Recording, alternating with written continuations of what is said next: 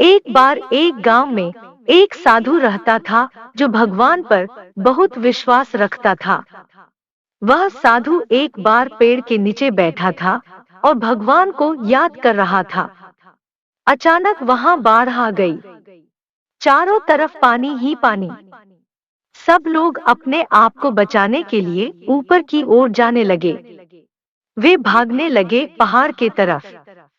उनमें से एक ने देखा कि साधु जी ऐसी हालत में भी भगवान की तपस्या कर रहे हैं। वह कहीं जा क्यों नहीं रहे हैं आपके आप को बचाने के लिए। तो उसने साधु से बोला, अरे आप कहीं जा क्यों नहीं रहे हो? आप भी चलो हमारे साथ ऊपर, नहीं तो आप डूब जाओगे। साधु बोले, अरे मुझे क्या होगा? मैं भगवान की इतनी तपस्या करता हूँ, मुझे कुछ नहीं हो सकता।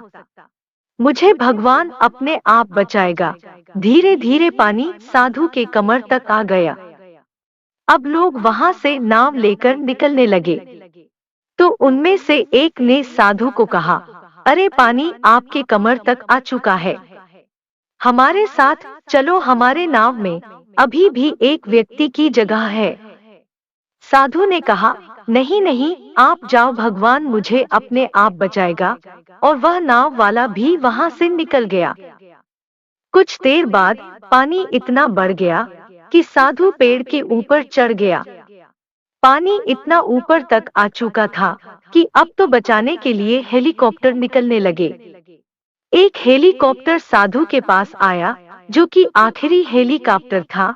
साधु के पास आकर नीचे रस्सी फेंकी और बोला, इसे पकड़ो और जल्दी से ऊपर आ जाओ, नहीं तो आपको डूबना पड़ेगा।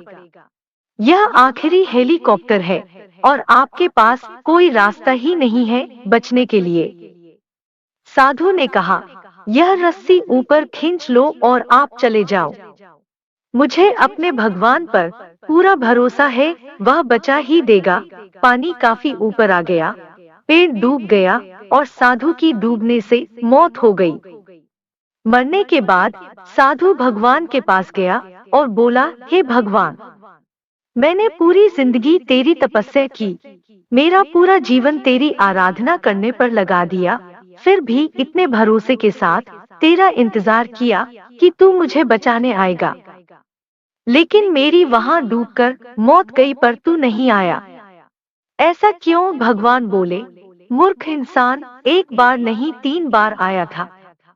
वह तीनों बार मैं ही तो था।